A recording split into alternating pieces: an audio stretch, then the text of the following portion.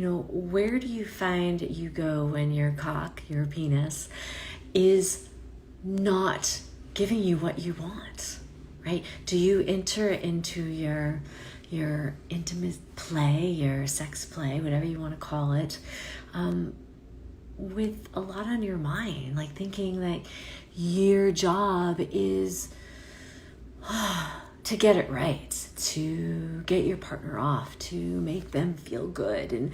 And we all know that all those ideas of wanting your partner to orgasm, and this is whether you're a male or female, is it's good intention, right? It comes from the heart. You care. You want to see your partner in pleasure. And where has it interfered, for those who have those male parts, is where has it interfered that you're sharing this extraordinary time of passion, of connection, and you're naked, you're rolling around in the sheets, and all of a sudden your cock is saying, you know what, I don't want to do what you want me to do. So what do you do in those moments? I know one of the common themes can be having stress and anxiety because as a masculine, as a man, and I'm speaking from people I've worked with, is there's a lot of shame that is carried in the masculine body because there's an idea that is your masculinity, that it is your role to show up with this hard cock and to please and bring your partner to this immense climax like no other. And today I'm here as a woman, I'm here to share with you a different idea, because I find when I'm with a lover that how limiting that can be. And in my body, it's actually a turn off, because if we can take a step back and presence ourselves, and this might be a whole new way of looking at sex and sexuality, is that what do you want to actually experience with this person you're with? Like, think of the qualities that you want to experience. And often I'll go to, well, I want to experience intimacy. I want to experience connection. I want to experience pleasure. I want to experience playfulness. And that's going to be different for each person involved, right? And it's going to be different in your body compared to your lover's body. And so, but that opens the door to like, okay, so maybe the erection isn't happening, or, oh shit, like I came sooner than I wanted to. But now where can we go to create what you actually want? If what I want is connection, intimacy, pleasure, and play, it's not dependent on a hard cock. And I just want to repeat that. It's not the pleasure, the intimacy, the companionship, the play is not dependent on a hard cock. I believe, and this is just my own, idea, is that that's an outdated idea. Because if I argue with reality, again, if it's premature ejaculation, if for whatever reason the physical body is just not wanting to have, an erection at the moment, is if I focus on that, I'm arguing with reality. The truth is this is what's happened. It's not a bad thing. And now how can I create pleasure, connection, and playfulness? How can we as a team, because we are a team in that moment with our lovers, we are a team in that moment, is now how can we get inquisitive and curious to, all right, well, what can we do that's going to feel good in the body? Often when it comes to performance anxiety, and you men know this listening in, is when you get caught up in the headspace, and now you're feeling potentially insecure, embarrassed, and you might have some self-judgment and some shame. Yes, curiosity is crucial. But when you start going into that spin cycle in your head, like, oh my God, I'm supposed to be doing this job. I'm supposed to be doing it right. Because how many of you, do you feel like it is your job? And I'm here today as a woman, again, to let you know it's not your job. I feel if we can come together with our lover from a place of, I want to share pleasure, but you're not responsible for my pleasure, it provides an immensely, so much more pleasure for us. And so in the moment that the physical body's not cooperating with what you want, I'm going to repeat myself a little bit,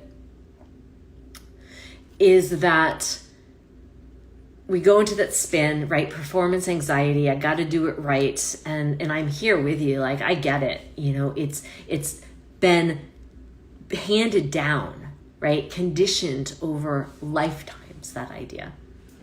But if I can reframe that and sit with the lover and be like, oh, well, what would feel good in our bodies right now if this isn't happening? Well, why don't we exchange a sensual massage? I'd love to massage your cock, or, you might want to massage the yoni, the woman's body or the man's body, depending on who your partner is.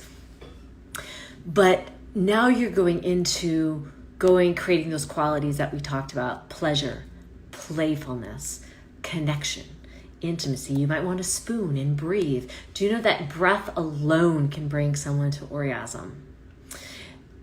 And so find those creative ways. And that's all I'm encouraging today through this conversation, is don't get limited on the physicality of an erection. Or if it's not happening, how can you reframe and take yourself out of that so you can create connection? Because often what starts to happen when you say, for an example, if we went into a sensual massage, now the mind and the nervous system, right? There's a connection there, starts to have a space to relax. It just automatically, you're not thinking anymore. And what likely, more so than not, often starts to happen is an erection will just happen without you even knowing, truly. Because you're so deep in your pleasure, without thinking you have to perform and do an action. So we're taking away the stress of performing, bringing you more into your body.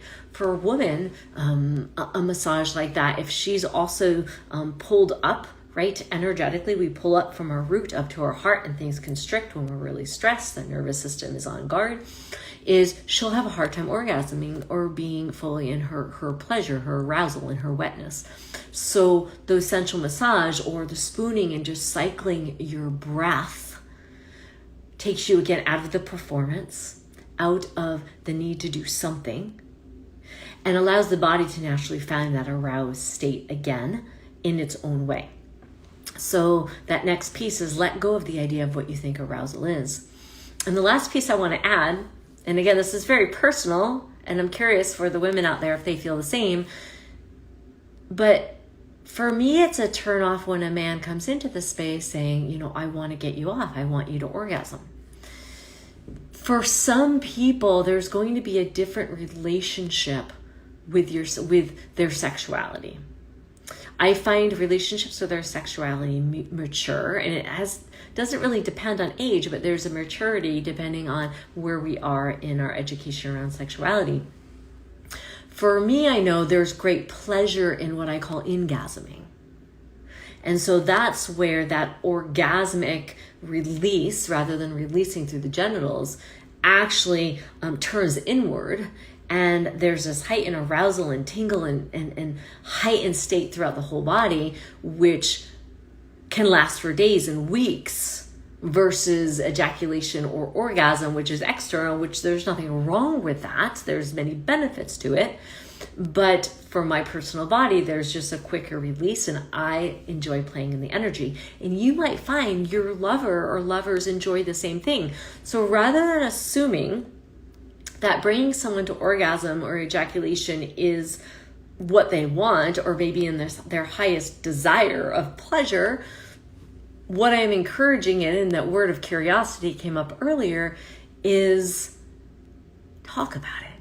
Ask, what do you find pleasurable? How do you experience orgasm in your body? What do you want to experience today in your body? Because we don't talk enough about our desires, our pleasures, the way we like to be touched, the way we like to explore, and then we just assume, right? We just assume, and then we're going into our sex play with outdated ideas. And so I'm just going to leave you with that. And thank you everyone for joining me today. And I look forward to more very soon. Be well.